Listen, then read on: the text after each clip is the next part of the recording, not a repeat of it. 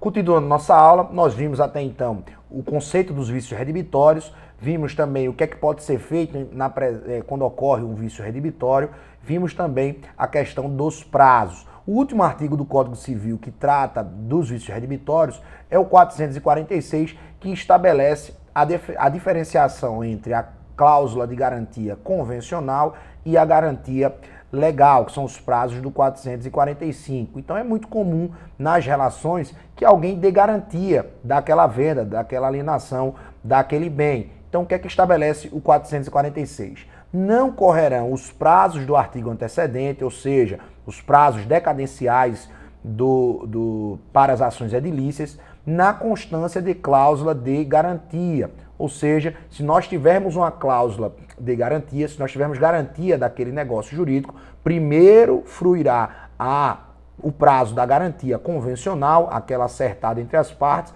para aí depois termos a fruição dos prazos legais do 445. Isso é muito comum acontecer nas relações de consumo. Nós vamos ver a partir de agora como o Código de Defesa do Consumidor encara os vícios redibitórios. A todo momento nós estamos comprando coisas. Se você vai numa loja e compra um celular, por exemplo, é muito comum que a loja, a Casas Bahia, por exemplo, forneça uma garantia da loja. Você assina aquele termo de garantia em um instrumento à parte próprio e o contrato de compra e venda em outro instrumento. Então, se a loja der uma garantia lá de 30 dias, esse prazo legal que o Código de Defesa do Consumidor prevê, nós vamos ver mais à frente, só começará a correr depois que a garantia acabar. Ou seja, é mais um benefício para o consumidor ou, no caso das relações puramente civilistas, para o adquirente. Tá? Um último detalhe de como o Código Civil trata a questão dos vícios redibitórios é que os prazos decadenciais dos vícios redibitórios, eles não são suscetíveis de interrupção nem suspensão, excetuando-se a possibilidade de suspensão e interrupção para beneficiar o absolutamente incapaz, conforme prevê lá o artigo 208 do Código Civil. Teve dúvida? Dá uma olhadinha lá no 208. Teve dúvida de diferença entre prescrição e decadência?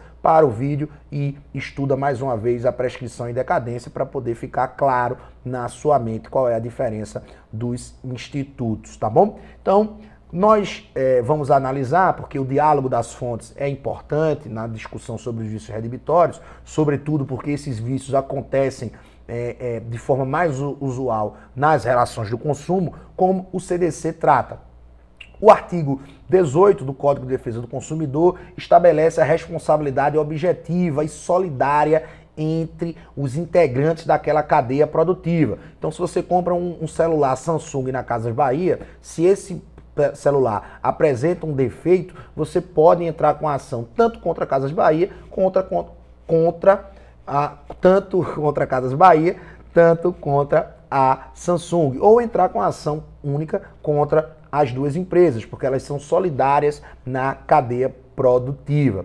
E aí, como você vai identificar se você vai aplicar o Código de Defesa do Consumidor ou o Código Civil? Se na relação uma das partes for fornecedora de serviços, ou seja, ela tem mais de um produto, ela comercializa, é a natureza daquela pessoa jurídica é de comércio, então nós estaremos diante de uma relação de consumo e a outra parte for um consumidor final. Se tivermos diante de particulares, por exemplo, uma compra e venda de vizinhos, de amigos, nós não temos aí o fornecedor, mas apenas particulares transacionando, aplicando-se assim o Código Civil, tá?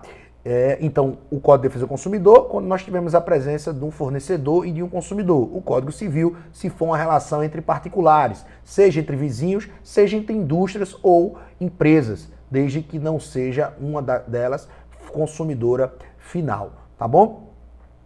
O artigo 18 do Código de Defesa do Consumidor traz alguns elementos interessantes que eu acho importante para a gente tratar sobre o Código de Defesa do Consumidor, sobre os vícios redibitórios. O primeiro é o parágrafo 1º do artigo 18, que traz um prazo impróprio. O que é isso? Normalmente, nas relações de consumo, os prazos eles são para benefício do consumidor. Nesse caso aqui do parágrafo 1º do artigo 18, ele estabelece um prazo de 30 dias para que o fornecedor do serviço ou do produto possa sanar aquele vício. Então, se você comprou um celular na Casas Bahia, você precisa apresentar esse celular para que a Casas Bahia, em 30 dias, possa promover na sua assistência técnica o conserto daquele defeito. Ou seja, ele tem direito de tentar consertar aquele bem. Não sendo possível o conserto, ou ele não dando resposta na sua assistência técnica, aí é que surge as hipóteses do inciso 1, do inciso 1º, do inciso 2º e do inciso 3º desse parágrafo do parágrafo 1º do artigo 18,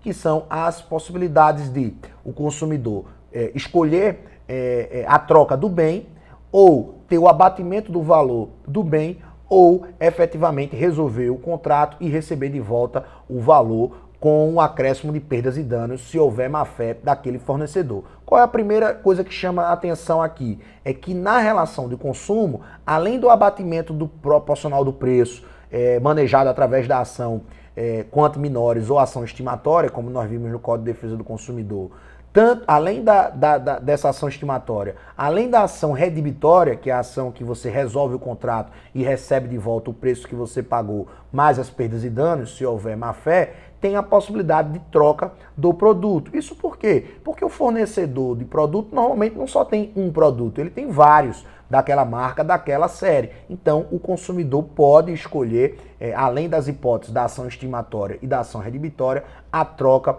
por um produto igual ou semelhante.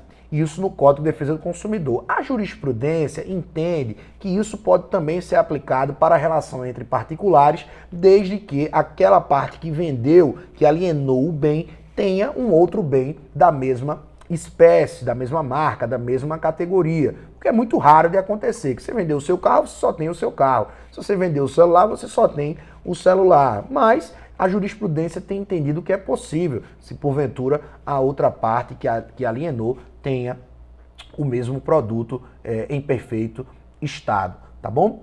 Outro ponto, referendando a discussão do prazo impróprio para o fornecedor, é a jurisprudência que eu trouxe para vocês aí, uma apelação civil do Tribunal de Justiça do Rio Grande do Sul. Vamos lá, consumidor, vício do produto, omissão de pedido de conserto na assistência técnica, hipótese que não foi conferida ao fornecedor a possibilidade de sanar o vício. Então, o tribunal extinguiu a ação edilícia que o consumidor entrou porque ele não apresentou aquele produto para a assistência técnica do fornecedor poder tentar consertar no prazo de 30 dias. Ou seja, está claro para nós, tanto para o que diz o Código de Defesa do Consumidor, como a jurisprudência vem tratando, que é preciso que aquele produto defeituoso seja submetido à análise do fornecedor antes de você manejar as ações edilícias, tá bom?